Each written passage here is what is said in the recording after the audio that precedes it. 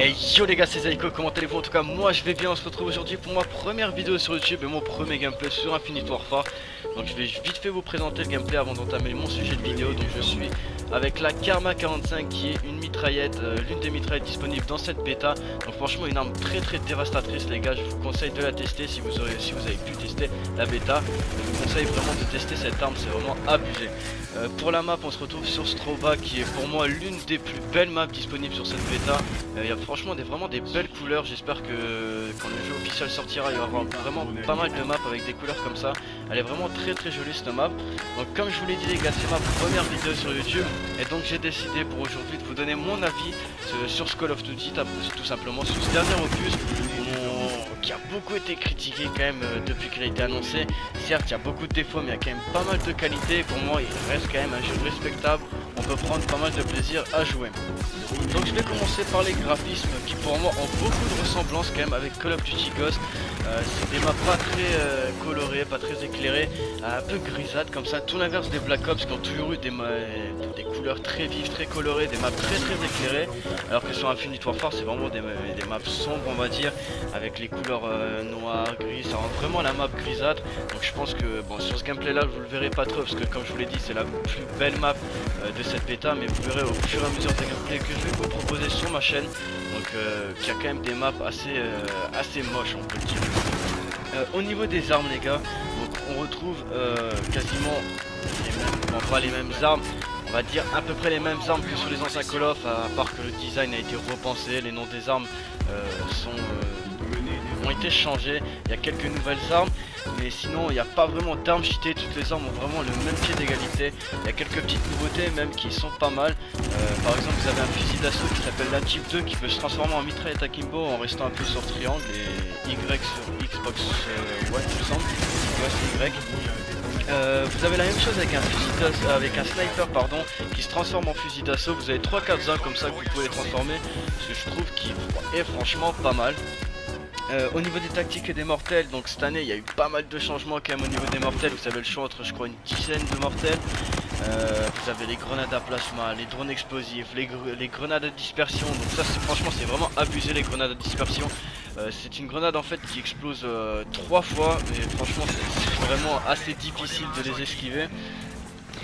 Au niveau des tactiques vous avez aussi pas mal de choix cette année. Vous avez par exemple la nanodose qui vous permet de régénérer votre santé plus rapidement. Après vous avez les fameuses flashs paralysantes etc. Mais vous avez quand même pas mal de mortels et de tactiques cette année.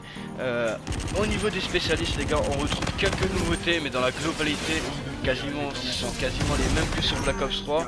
Pour la jouabilité c'est un jeu qui se prend vraiment facilement en main les gars. Vous faites 2-3 parties, vous commencez un peu à connaître on va dire les maps, vous faites plus attention à vos déplacements. Franchement c'est un jeu très facile à prendre en main.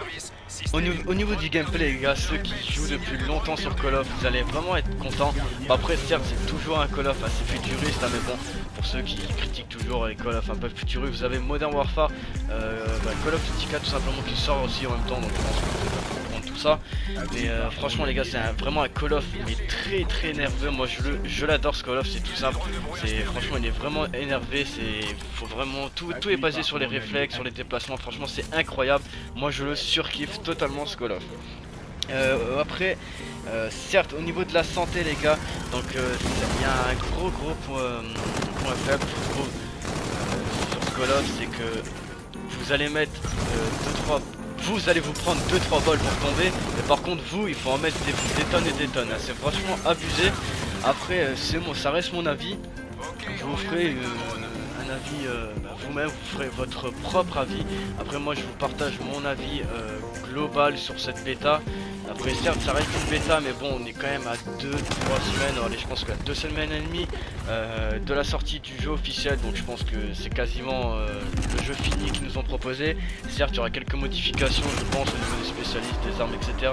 Donc on n'a pas pu tester toutes les armes, ce qui est un peu dommage parce que j'ai vu que le deuxième week-end vous avez la Volk qui est débloqué à partir du niveau 32, car oui c'était bloqué niveau 30 premier week-end et donc là ils ont débloqué les niveaux jusqu'au niveau 35, donc niveau 31 il me semble vous débloquez une genre d'AK-47, donc c'est la Volk Et je ne sais pas si c'est un bug de la bêta, mais vous pouvez tout simplement pas la prendre en jeu. En tout cas moi j'ai pas réussi à la prendre.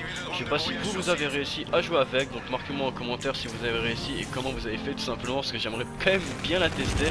En tout cas les gars, c'était Zyko, je vais vous laisser avec un petit fond musical jusqu'à la fin du gameplay. J'espère que mon premier commentaire a été au-delà de vos espérances, et moi j'espère tout simplement que cette vidéo vous aura plu. Si c'est le cas les gars, n'oubliez pas de vous abonner et de surtout de lâcher le petit pouce bleu qui fait toujours plaisir les gars. Sur ce, c'était Zyko, bye bye.